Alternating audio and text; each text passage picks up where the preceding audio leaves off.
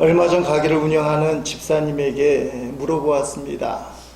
매출이 떨어지면 그래도 감사가 됩니까? 낙심이 됩니까? 그랬더니 즉시로 대답하기를 낙심이 됩니다. 이게 좀 이상하잖아요. 목사가 그 질문을 던지는 건 뻔한 건데 그렇게 물으면 좀 생각하면서 그래도 감사를 하려고 해야 되겠죠. 뭐 이렇게 대답해야 되는데 묻자마자 즉시 낙심이 됩니다. 알고 보니까 그 집 가게 매출이 뚝 떨어져서 정말 죽을 맛이었던 상황이었습니다. 그러니까 앞뒤 가리지 않고 매출이 떨어지면 그래도 감사가 됩니까? 낙심이 됩니까? 물어보니까 낙심이 됩니다. 성경에 항상 기뻐하고 범사에 감사하라 그렇게 말씀하고 있지만 어쩌면 우리는 매출만 떨어져도 낙심이 되는 인생입니다. 여러분 같으면 어떻습니까? 여러분 삶에 기대하는 대로 되지 않고 내가 추구하는 것이 막히고 마음이 답답할 때 그때 일반적인 모습은 낙심입니다. 자신의 뜻하고는 정반대로 심하게 얘기하면 주님께서 죽으라 그렇게 말씀하시면 여러분은 그 말씀을 어떻게 듣겠습니까? 오늘 본문에 예수님은 제자들과 함께 예루살렘에 올라가는 그런 모습입니다. 33절 34절에 우리가 다시 읽으면 보라 우리가 예루살렘에 올라가노니 인자 예수님이 대제사장들과 서기관들에게 넘겨지매 그들이 죽이기로 거리하고 이방인에게 넘겨주겠고 그들은 능욕하며 침뱉으며 책짓질하고 죽일 것이나 그는 3일 만에 살아나리라 하시니라. 아멘. 예수님이 지금 죽음을 향해 뚜벅뚜벅 걸어가고 있는 그 걸음입니다. 단순한 죽음이 아니라 능욕을 당하고 침뱉음을 당하고 채찍질에 맞으며 결국은 십자가에서 살 찢기시고 피 흘려주시는 그 엄청난 고통을 눈앞에 두고 예루살렘을 향해 뚜벅뚜벅 걸어가고 있는 그런 걸음입니다. 예수님은 예루살렘에 올라가시면서 이미 그 모든 장면을 보고 오신 것처럼 앞으로 어떤 일들이 벌어질 것을 다 아시는 것처럼 그렇게 말씀을 던지십니다. 보통 일반 사람 같으면 가면 죽는 길이다 그렇게 하면 피하거나 도망가거나 아니면 말할 수 없는 두려움으로 그 길을 걸어갈 수밖에 없습니다. 죽게 되는데 근데 32절을 보면 우리 예수 그리스도께서 그 죽음의 기름을 어떻게 가셨는가? 예루살렘으로 올라가는 길에 예수께서 그들 앞에 서서 가시는데 그들이 놀라고 따르는 자들은 두려워하더라. 아멘. 지금 막상 죽음을 눈앞에 두고 죽으러 가는 예수님은 앞장서서 가시고 그 사실을 듣고 있는 무리들과 제자들은 놀라며 두려워하며 뒤쫓아가더라. 예수님이 앞장서서 가셨습니다. 십자가 죽음이라는 그 엄청난 압박감이 분명히 밀려 들어왔음에도 불구하고 어쩔 수 없이 소가 도살장에 끌려가듯이 수동적으로 제자들 먼저 보내고 그렇게 뒤처져서 가시는 것이 아니라 앞장서서 가십니다. 이게 어떻게 가능할까? 예수님은 도대체 어떤 생각으로 이 죽음을 향해 뚜벅뚜벅 걸어갈 수 있었을까? 여러분 어떤 사람 그렇게 물을 거예요. 예수님은 하나님의 아들이시잖아요. 신이잖아요. 그럼 복음서를 모르는 사람이에요. 교리적으로만 예수님을 하나님의 아들 신이라고 고백하지만 예수님을 인격적으로 그리고 복음서에 나타난 죄를 빼고는 우리와 똑같은 예수 그리스도 그분은 죄가 없음에도 불구하고 우리가 갖는 모든 감정을 갖고 계신 분 배가 고프면 드셔야 하고 매를 맞으면 아야 소리를 내시고 화를 내시고 성전에 올라가서는 채찍질을 드시는 그 분노하시는 그 예수님 예수님이로서 죽음을 앞두고 어떻게 해서 두려움이 없겠었겠습니까? 고난을 생각하고 그 고통을 생각하면 그걸 피하고 싶은 것은 인지상정입니다. 어찌하여 예수님은 이 십자가의 죽음을 향하여 앞장서서 갈 수 있었는가? 첫 번째는 십자가의 죽음이지만 거기에는 생명의 기쁨이 있기 때문에 그렇습니다. 생명의 기쁨. 저는 어머니들이 상당히 존경스럽습니다. 애를 낳았기 때문에. 산모의 고통이라고, 출산의 고통이라고 엄청난 고통이 있음에도 불구하고 애를 낳는 겁니다. 왜 그렇습니까? 애를 낳는 고통이 엄청나다는 걸 알고 있지만 그 출산의 고통을 지나게 되면 사랑하는 님의 두고 자기를 닮은 새로운 생명이 탄생한다. 우리 집사람이 첫째를 낳고는 이제 도저히 애를 못 낳겠다. 그렇게 얘기하는 거예요. 너무 힘드니까. 제가 봐도 힘들어요. 근데 둘째를 낳았을까요? 낳았을까요? 둘째를 또 낳았습니다. 못 낳는다고 하더니 또 낳아요. 왜 그렇죠? 출산의 고통은 분명히 존재하지만 그 고통의 과정을 지나면 생명이 탄생하기 때문에, 생명을 통한 기쁨이 있기 때문에, 그 기쁨이 더 크기 때문에. 예수님도 똑같아요. 예수님의 십자가의 모진 고통, 그건 인간의 어떤 표현으로도 말할 수 없는 그 놀라운 십자가의 고통. 윤설정 목사님은 가끔 그렇게 얘기해요. 사람들이 지나가다가 옛날 얘기하는데 나무 밑에 개가 두들겨 맞아도 가서 구경한다는 거예요. 그 개가 두들겨 맞으면 잡아먹으려고 하는 거잖아요. 그럼 사람들이 모여서 불쌍하다, 참 안 됐다. 근데 어떻게 하나님을 믿는 성도들이, 예수 그리스도를 고백하는 성도들이 예수님이 십자가에서 살찌 계시고 피 흘리셨다는 말을 들으면 덤덤한가? 2000년 전에 예수님이 십자가에서 살찌 계시고 피 흘리셨다는 그 분명한 고난과 고통 앞에서 왜 성도들이 감동이 없는가? 그럴 때마다 가슴을 쾅쾅 쳐야 돼요.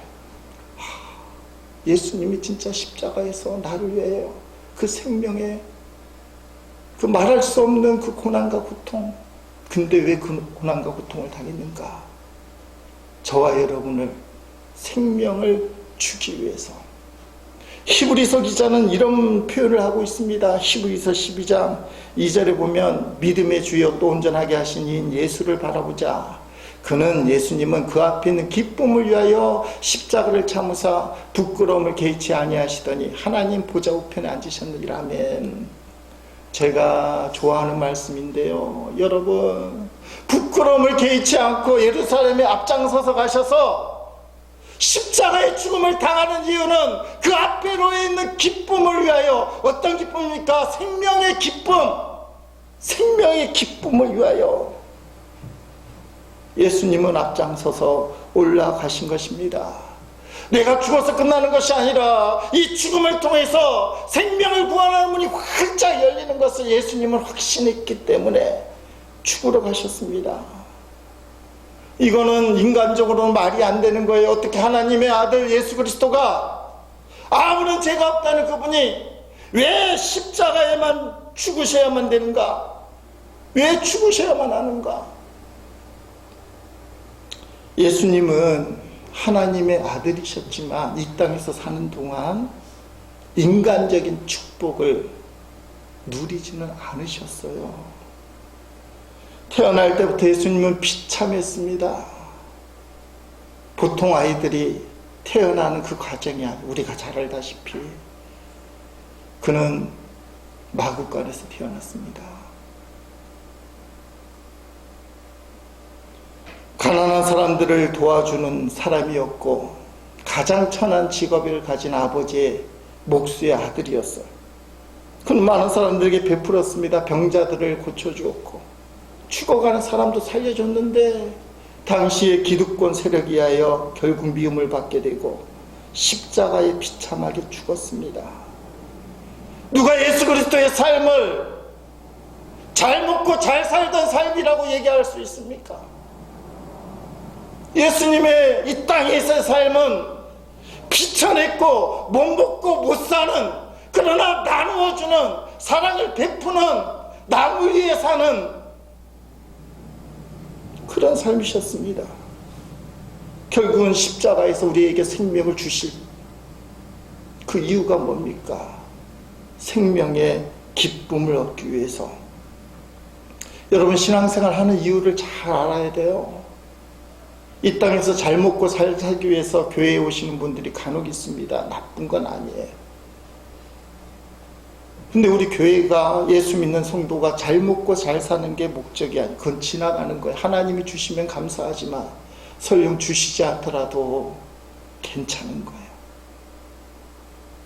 예수 그리스도 믿는 성도는 예수님 닮아가는 거예요. 십자가의 길을 향해 가는 겁니다. 고난과 고통이 있어도 생명의 기쁨이 있다면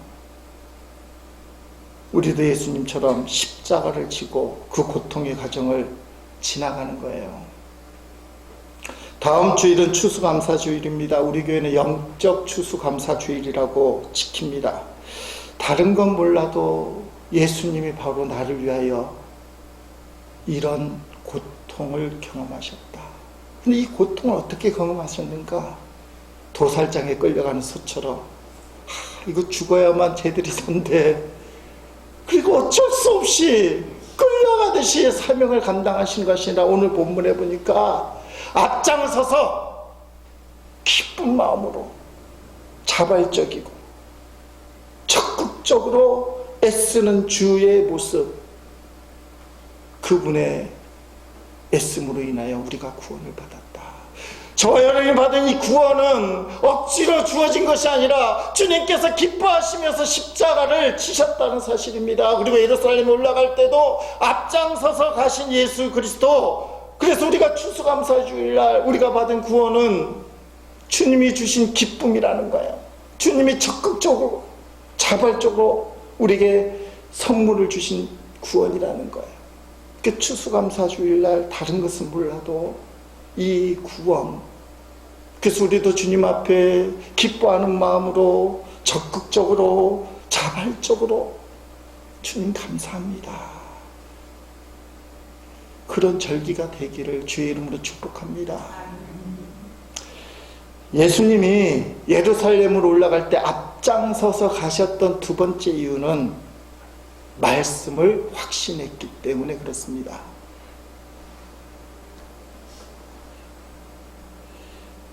오늘 본문 34절에 3일 만에 살아나리라, 이 말씀이 주어졌고, 그리고 예수님은 실제로 부활하셨습니다. 말씀대로 부활하셨습니다. 여러분, 이걸 잘 알아야 되는데, 말씀에 대한 진짜 확신이 내 마음에 자리 잡아야 돼요. 말씀을 읽을 때마다 이 말씀은 내게 주시는 말씀이고, 이 말씀은 그대로 이루어진다는 절대 확신이 내게 주어져야 돼. 이 말씀은 진짜 그대로다. 참 안타까운 것은 말씀들이 많이 흐려지고 있어요. 하나님 말씀이 생명의 말씀으로 읽히는 것이 아니라 지혜의 말씀으로, 지식의 말씀으로, 삶의 어떤 판단의 기준으로만 적용이 돼요. 따라합시다. 생명의 말씀, 이게 중요해요. 나를 죽이기도 하고 살리기도 하시는 생명의 말씀. 예수님께서는 말씀에 대한 절대 확신이 되셨고, 그 말씀이 내면화되었기 때문에 저절로 말씀대로 살아가는 거예요.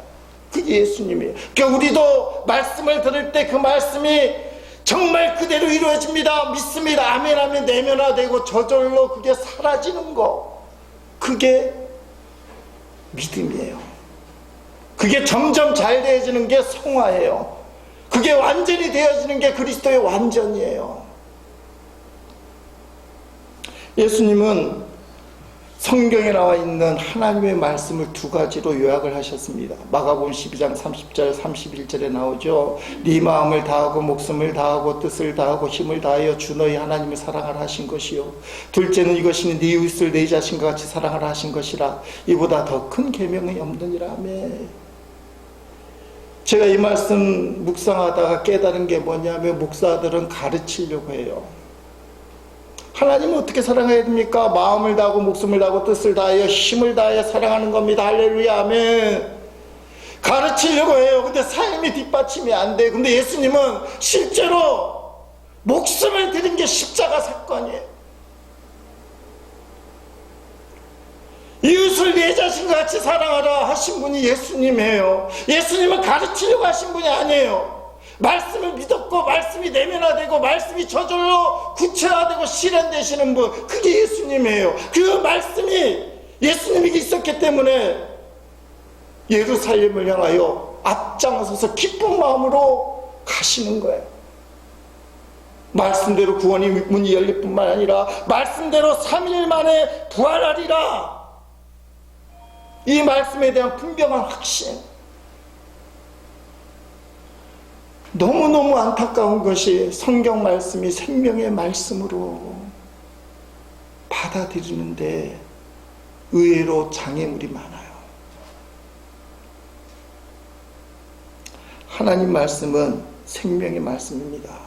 근데 중요한 포인트가 있어요. 영적 원리라고 볼 수 있는데, 하나님 말씀이 정말 그대로 이루어질 줄 믿습니다. 그게 내면화되고 그게 삶 가운데 분명히 구체화되고 실천이 되고 현실화되기 위해서는 핵심 키가 있어요. 그 키가 뭐냐 하면 얼마나 하나님을 사랑하는가. 여기 앉아있는 성도님들 중에 누가 말씀을 무시합니까? 저도 말씀 믿습니다. 오늘 설교 시간에 주어지는 말씀 믿습니다. 그 말씀이 내 속에 들어옴을 고백합니다. 전 말씀대로 살겠습니다. 말씀대로 실천하겠습니다 하는데 왜 그게 세상에서 무너지는가? 주님을 사랑하지 않기 때문에. 예수님 하나님의 아들이시지만 우리 하나님을 정말 사랑하셨어요.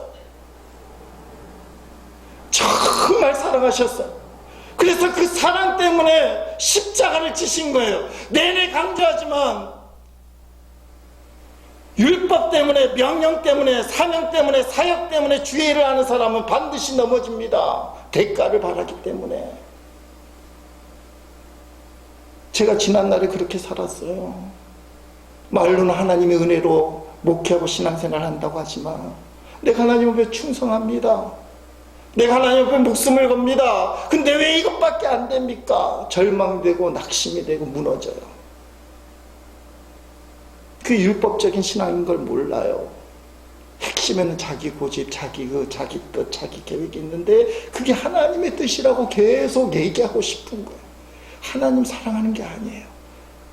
여러분, 사명보다, 사역보다, 어떤 명령보다, 그걸 어떻게 실천하는 것보다 더 중요한 게 뭐냐? 주님을 사랑하는가? 예수님은 하나님을 사랑했어요. 하나님이 예수님을 사랑했을 뿐만 아니라 복음서에 보면 예수님이 하나님을 사랑하셨어요. 그 사랑으로 주님이 일을 하신 거예요. 가난한 자를 도와주고 병자를 고치고 죽은 자를 살리시고. 십자가에 왜 죽으셨는가? 우리를 구원하기 위해서 죽으셨다. 맞아요. 그러나 더 깊은 곳에서는 주님을 사랑하기 때문에, 하나님을 사랑하기 때문에, 아버지를 사랑하기 때문에. 겟세마네 동산에서 극명하게 드러납니다. 아버지, 난 이거 못해요. 아버지, 난 할 수 없어요. 그러나 아버지의 뜻대로라면 내가 이걸 하겠습니다. 그 명령 때문에 하는 것이 아니에요. 하나님을 사랑하니까, 아버지를 사랑하니까 내가 십자가를 지겠습니다. 인간적으로는 할 수 없지만 아버지 사랑하니까. 예를 들면 베드로예요. 예수님이 잡히시기 전에 너희들이 다 나를 버리고 나를 부인하고 도망갈 것이다. 아, 스승이시, 어떻게 그게 말이 되는 얘기입니까? 다른 사람은 몰라도 나는 절대로 당신을 버리지 않겠습니다. 그게 거짓말이 아니고 순수한 진짜 고백이에요. 정말 사랑하니까. 근데 우리가 결과를 알지 않습니까? 베드로는 예수님을 부인하고 도망하고 맙니다. 왜 그러느냐? 하나님 말씀이 그대로 믿어지고 그걸 실제로 살아갈 수 있는 힘은 체험에 있어요. 말씀대로 이루어진다는 체험. 신앙생활 하면서 하나님 말씀이 그대로 역사가 일어난다는 체험이 없는 사람은 이게 뭔 말인지 몰라요. 베드로는 그걸 경험 못했어요. 예수님은 십자가의 고통 상황에도 불구하고 하나님 아버지를 사랑하기 때문에 그것을 기쁨으로 넘어가셨어요. 근데 베드로는 예수를 믿는다고 고백하는 그 순간 끌려가는 고통 상황 속에서 예수님을 부인했어요. 현실의 안락을 선택한 겁니다. 근데 평생 부끄러운 자가 돼요. 말씀의 경험을 못했기 때문에. 생각으로는 고백하고 나도 말씀대로 살 수 있습니다. 말씀대로 살겠습니다. 그렇게 얘기하지만 그렇게 살지 못하는 이유는 말씀대로 체험한 경험이 없기 때문에. 말씀이 고스란히 내 삶 가운데 펼쳐지는 것을 경험하지 못했기 때문에. 베드로가 바뀌잖아요. 닭 울기 전에 네가 나를 3번 부인하리라. 닭이 우니까 말씀을 체험해요. 주의 말씀이 맞잖아요. 내 힘으로 되는 게 아니구나. 이건 말씀대로만 되는구나. 부활하신 주님이 베드로에게 너 나 3번 부인했지. 네가 나를 사랑하느냐 3번 물으실 때 주님, 제가 주님을 사랑하는 줄 주께서 아십니다. 내가 사랑한다는 게 내가 사랑한다고 얘기해서 사랑하는 게 아닌 걸 알아요. 주님이 아십니다. 사랑하는 성도 여러분, 어떤 상황 속에서도 주님만 바라보고 주의 말씀을 붙들면 그 말씀이 능력을 나타냅니다. 이게 우리가 고백하는 신앙이에요. 그러니까 우리가 성경을 펼치고 이 성경 말씀을 믿고 그리고 말씀을 따라가는 거예요. 왜냐하면 능력이 있기 때문에 그렇습니다. 여러분, 이 말씀은 어떻게 역사하십니까? 주님을 바라볼 때. 상황을 바라볼 때는 말씀의 역사가 없어요. 근데 우리 주님을 바라볼 때 그 말씀이 내 안에 들어오고 말씀이 삶 가운데 능력이 되어 역사하십니다. 참 어려운 말 같이 들리지만 쉬워요. 하나님을 바라보면서 주님, 내가 어떻게 해야 됩니까? 그러면 성경을 읽으면 된다는, 성령께서 감동하셔서 말씀에 감동을 주고 삶으로 살아갈 수 있도록 도와주셔요. 자, 이렇게 표현하면 이제 제자 훈련이나 성경 공부나 여러 가지 훈련을 해야 되는 과정이니까 쉽게 말씀드리면 구약 성경의 요셉을 이야기할 수 있어요. 요셉은 고난 가운데서도 상황을 바라본 사람이 아니라 하나님만 바라본 사람입니다. 요셉이 아버지 야곱의 특별한 사랑을 받았을 때에 그의 채색 옷을 입은 것으로 성경은 특별한 사랑을 받았다 이렇게 표현해요. 다른 형제들은 채색 옷을 안 입혔는데 이 채색 옷을 입으니까 얘가 좀 특별한 거예요. 은혜도 많이 받고 아버지 은혜도 많이 받고. 근데 성숙하지 못하니까 어떻게 해요? 깔쭉깔쭉거리는 거예요. 형님들 고쳐지라고. 어떻게 됩니까? 미움받아서 죽을 뻔하다가 인신매매 당해서 애굽에 팔려가요. 창세기 39장에 애굽에 팔려간 요셉이 보디발 장군에 끌려가는 장면이 시작됩니다. 근데 성경을 보니까 39장 이전에 요셉의 믿음에 대한 표현이 하나도 없어요. 채색 옷을 입었는데 해석하기로는 깔쭉깔쭉거리다가 형에게 미움을 당해서 결국은 팔려갔다. 근데 요셉이 그때 바뀌었어요. 창세기 39장에 그의 신앙이 표현이 돼요. 어떤 표현이 되느냐? 4번이나 여호와께서 요셉과 함께 하셨다. 창세기 39장 2절에 여호와께서 요셉과 함께 하심으로 보디발 장군 집에 끌려가자마자 하나님이 요셉과 함께 하심으로 그가 형통한 자가 되어 그의 주인 애굽 사람의 집에 있으니 3절에 그의 주인 여호와께서 그와 함께 하심을 보며 보디발도 봤다는 거예요. 또 여호와께서 그의 범사에 형통하심을 보았더라. 21절에 감옥에 갇힐 때입니다. 여호와께서 요셉과 함께 하시고 그에게 인자를 더하사 간수장의 은혜를 받게 하시매 23절에 간수장 그의 손에 맡긴 것을 무엇이든지 살펴보지 아니하였으니 이는 여호와께서 요셉과 함께 하심이라.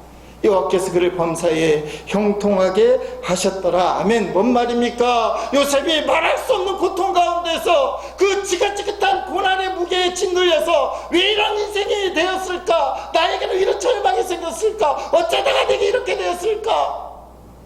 그래서 인생을 포기하고 대립되고 살았다는 게 아니라는 거예요. 어떤 계기가 있었는데 요셉이 하나님만 바라보았다.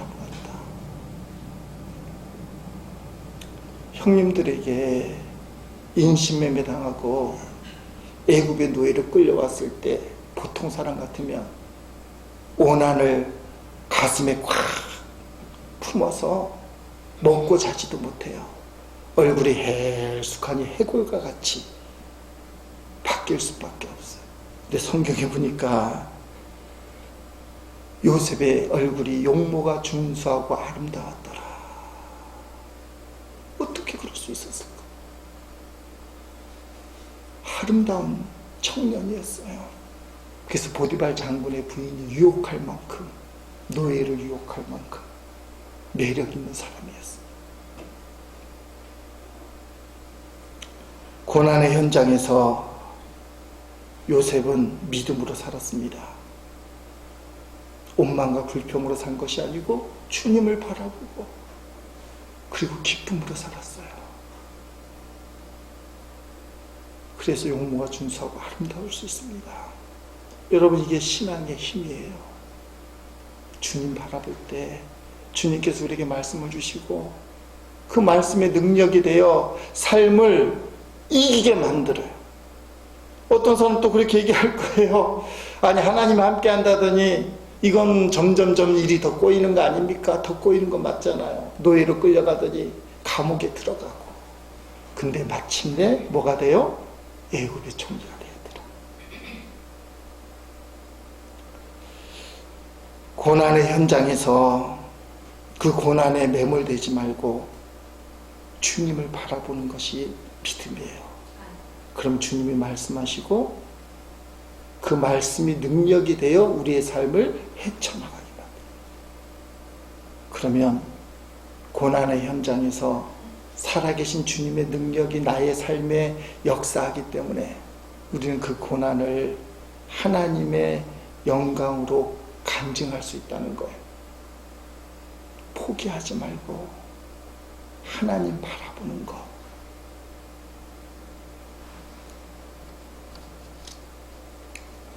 요셉은 자기만 복받은 건 아닙니다.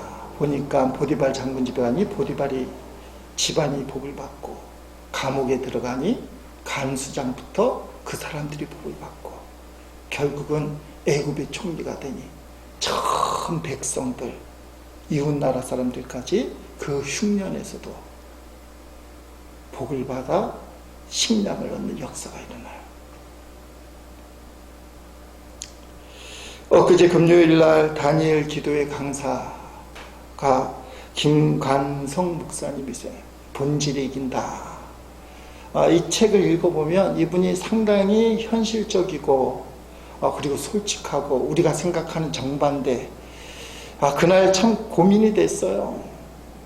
다니엘 기도회의 핵심 포인트는 살아계신 주님을 간증하는 간증의 주인공이 되자. 그러니까 이 땅에서 살아계신 하나님을 간증하는 성공의 축복의 주인공이 되셨는데, 이 금관성 목사님 뭐라고 얘기하냐면 계속 고난 가운데 있으십시오.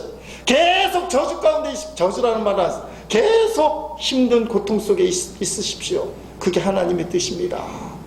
뭐 이렇게 설교하시는 분이에요. 어떻게 강사가 됐는지. 근데 아주 중요한 얘기를 합니다. 목회가 너무너무 힘들 때 그가 다시 일어난 순간을 간증을 해요. 순간을 간증을 해요. 김광석 목사님이 목회가 너무 힘들어서 접기로 했어요. 예수 안 믿는 어머니가 너는 목살 애가 아니야, 체질이 아니야. 고향에 들어와서 뻔듯한 직장 구해서 돈 벌어. 근데 사는 게 너무 힘드니까. 아니, 저보다 5살이나 어린데 어떻게 그런 고난을 당했는지, 같은 세대를 사는 목사 같은데도 말할 수 없는 고난과 고통을 당하신 분인데 이제 접기로 했어요. 그래서 사직서를 제출만 하면 되는 상황인데, 근데 그 상황에서 아들 지호가 학교 글짓기 대회에 나가서 1등을 했다는 것입니다. 그러면서 하는 말이, 아빠 내가 1등을 했으니 경기도 글짓기 대회에 학교 대표로 나가게 됐어. 아들에게 비전과 꿈을 심어주는 것이 아버지의 의무이기도 하지만 현실을 가르쳐주는 것도 아버지의 책임이라고 표현을 하더라고요. 그래서 지호를 불러서, 지호야, 이번 글짓기에 나가면 절대로 잊지 말아야 될 게 있어. 그게 뭐냐면 절대 포기의 정신을 가져야 돼. 뭔가 될 거라고 절대 생각하면 안 돼. 왜 그런 줄 알아? 여기 초등학교는 고만고만해서 네가 1등 했지 모르지만 그 경기도 글짓기 대회에 나가면 부잣집 아이들이 가해학원에서 글짓기를 배웠기 때문에 너는 절대로 상을 탈 수가 없어. 그러니 아예 기대를 하지 마. 알았지? 지호가 글짓기 대회에 나갔더니 1등을 하고 돌아온 겁니다. 아빠! 내가 글짓기 대회에 나가서 1등을 했어. 아빠 말씀대로 절대 포기의 정신을 갖고 난 아무것도 할 수 없다고 생각해서 자리에 앉았는데, 심사위원장이 이건 초등학교 글짓기 대회니까 문법도 또 문장도 보지 않습니다. 내용만 봅니다. 마음속에 우러나는 순수한 내용, 그 내용만 보니까 그게 심사 기준입니다. 근데 지호의 머리에 번듯하게 생각나는 스토리가 싹 지나가는 거예요. 그래서 글 제목이 뭐냐? 홍수와 요강. 그게 제목이라는 거예요.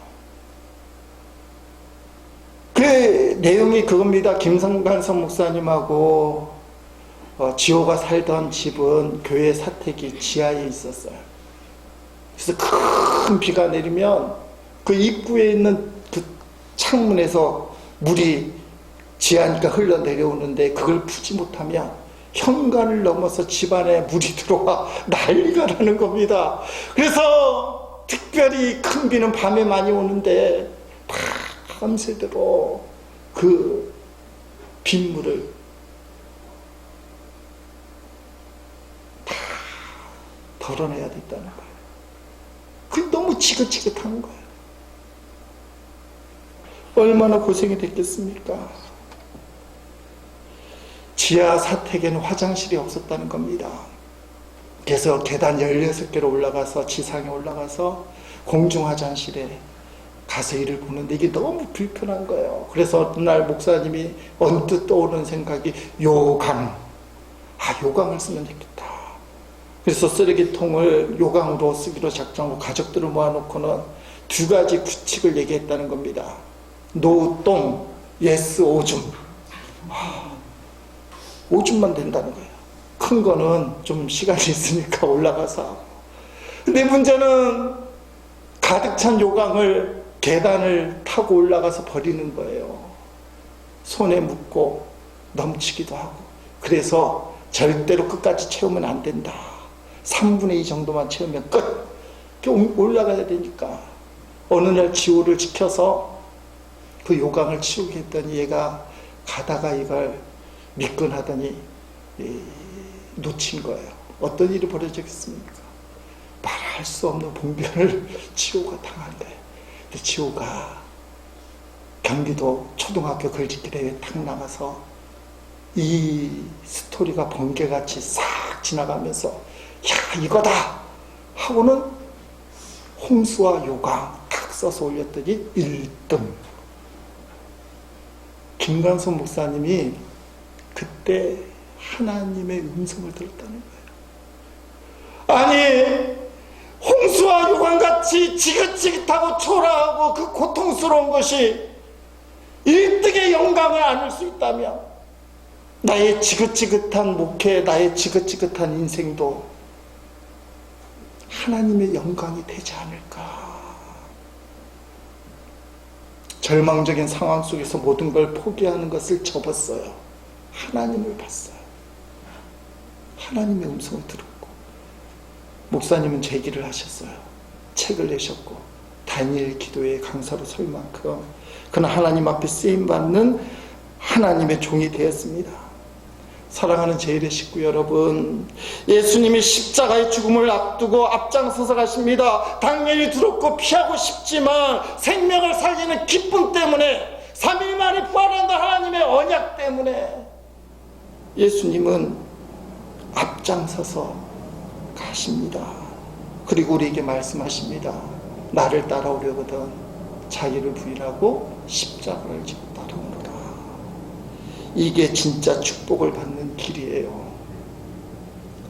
다음 주일 추수감사주일에 앞장서서 가시는 그 주님을 기억하고 진심 어린 감사를 드리길 원합니다. 여러분, 예수님처럼, 요셉처럼, 김강성 목사님처럼 상황을 보지 말고 주님만 바라보기 원합니다. 믿음의 주에 온전케 하시는 예수 그리스도를 딱 바라볼 때 오늘 우리가 당하는 고난이 하나님의 영광이 될 것이다. 하나님의 뜻이 있을 것이다. 여러분, 창세기 39장에서 요셉이 보디발 장군 집에 끌려갔을 때 그는 하나님 앞에 이렇게 기도한 걸로 저는 믿습니다. 나를 사랑하는 하나님이 절대로 나에게 나쁜 것을 주시지 않아. 우리 하나님은 나를 포기하지도 않고 나를 미워하지도 않아. 하나님은 나를 사랑하셔. 지금 당하는 고난이 시간이 지나면 얼마나 나를 사랑하시는 하나님의 의도인지, 하나님의 은혜인지 깨닫는 날이 올 거야. 난 하나님을 사랑해. 난 하나님 말씀대로 살 거야. 오늘날 버전으로 이걸 해석하면 요셉이 그렇게 외쳤을 거야. 내 영혼아, 범사에 감사하라. 쉬지 말고 기도하라. 항상 기뻐하라. 이는 그리스도 예수 안에서 나를 향한 하나님의 뜻이다. 이 믿음으로 요셉이 살았을 겁니다. 이 땅에서 상황이 우리를 넘어뜨려요. 매출이 떨어지는 것 때문에 어떤 말도 들리지 않고 낙심이 됩니다. 이게 어떻게 보면 우리의 모습이에요.